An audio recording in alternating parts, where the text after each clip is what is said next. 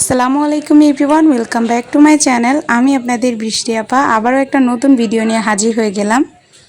তো আজকের ভিডিওতে দেখাবো আমি কিভাবে আমার বারবির জন্য বাসায় বসে সুন্দর একটা ড্রেস বানিয়ে ফেললাম। তো আমরা কিন্তু বাহির থেকে যদি বিড়ালের জন্য ড্রেস কিনতে যাই অনেক বেশি দাম পড়ে যায়। তো আমি বাসার মধ্যেই খুব সুন্দর করে একটা ড্রেস বানিয়ে ফেললাম। আপনারা অবশ্যই ভিডিওটা দেখতে থাকুন, আশা করি আপনাদের কাছে ভালো লাগবে। তো আমি যেহেতু দর্জির কাজ করি তার জন্য আমার কাছে এমনিতে অনেক টুকরা থাকে। তো একটা সালোয়ারের সাইড থেকে এই টুকরাটা বেঁচে ছিল, ওইটা দিয়েই আমি বারবির জন্য ড্রেস বানাচ্ছি। এটা আমি অনেক দিন ধরে রেখেছি, ভেবেছিলাম কুরবানি ঈদে ওকে এই ড্রেসটা বানিয়ে দিব। তো যে কথা সেই কাজ, আমি টুকরা দিয়ে শুরু করে দিলাম ওর জন্য ড্রেস বানানো। তো সবার প্রথমে আমি কুচিটাকে কেটে নিলাম রাউন্ড করে, তারপর আমি বডিটাকে কাটবো। এই টুকরাগুলি লম্বা লম্বা, তার জন্য এগুলিকে ভালো করে জোড়া দিয়ে তারপর কেটে নিতে হবে। তো আমি আপনাদেরকে ডিটেলসে বলছি না, আমি আমার অভিজ্ঞ থেকে বানিয়ে নিচ্ছি।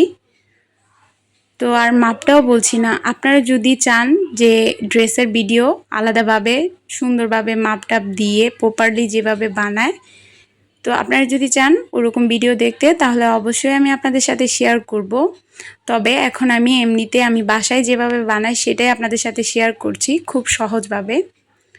তো দেখতেই পাচ্ছেন আমি কিভাবে কেটে নিচ্ছি। একটা হচ্ছে গলার সাইড আর একটা হচ্ছে পেটের সাইড, দুই সাইড দিয়ে দুইটা জয়েন হবে। তো আমি সবার প্রথমে কেটে এটাকে জয়েন করে নিচ্ছি।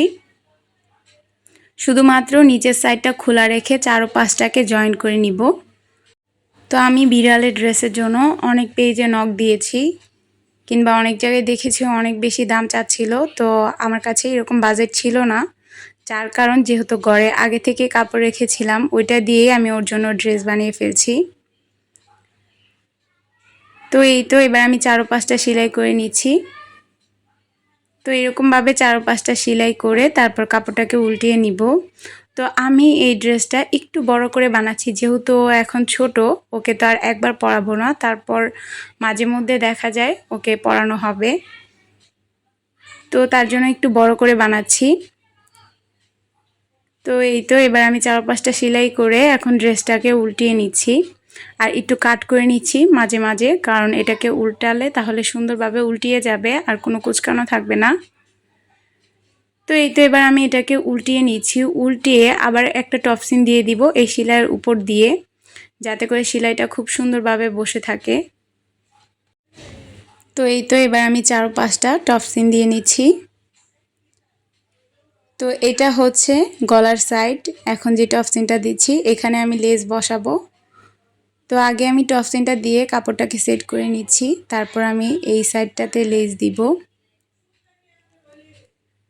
যেহেতু কাপড়টা অনেক টুকরা টুকরা ছিল, যার কারণে অনেক বেশি জোড়া পড়েছে। আপনারা যদি কাপড় কিনে নেন তাহলে তো আর টুকরা টুকরা থাকবে না, তখন সলিডভাবেই হয়ে যাবে, এটা তার জোড়াও লাগবে না। এবার আমি নিচের যে গেটটা আছে কুচিটা, সেটাকে সাইড দিয়ে সেলাই করে নিচ্ছি।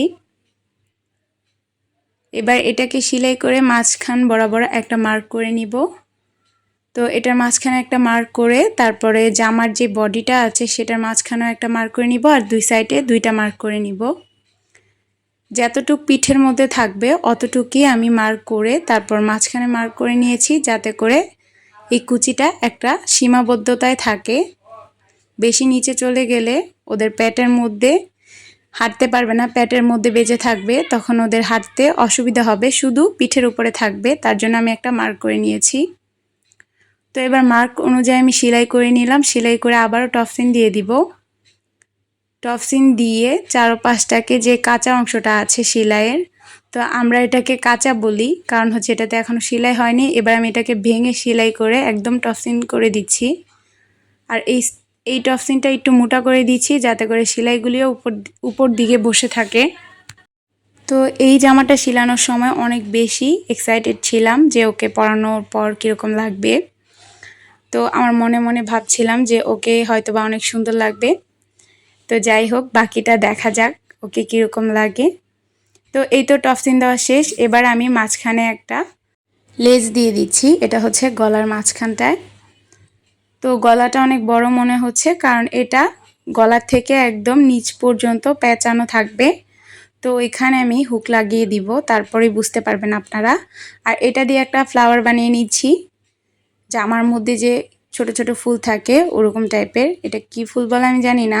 তো এটাকে আমি খুব সহজভাবেই বানিয়ে নিলাম, দুইটা কাপড় রাউন্ড করে সিলিয়ে। তারপর এবার আমি এটাকে সুই সুতার সাহায্যে লাগিয়ে নিব এই জায়গায়, আর এদিকে হুক লাগিয়ে নিব। দুই পাশে দুইটা হুক লাগিয়ে নিব, তাহলেই কমপ্লিট। দেখতেই পাচ্ছেন মাশাআল্লাহ অনেক বেশি সুন্দর হয়েছে আর অনেক কিউট হয়েছে। আর এই জামাটা যে আমার বারবির এত বেশি পছন্দ হবে আমি ভাবতেও পারিনি। সে এই জামাটা পরে কি সুন্দরভাবে ড্রেসিং টেবিলের সামনে বসেছিল, বলছিল আমার ছবি তুলো অনেকগুলি, কারণ এগুলি আপলোড দিতে হবে, সবাই দেখবে না আমাকে কত সুন্দর লাগছে। তো সবাই কিন্তু কমেন্ট করে জানাবেন ওকে কীরকম লাগছিল।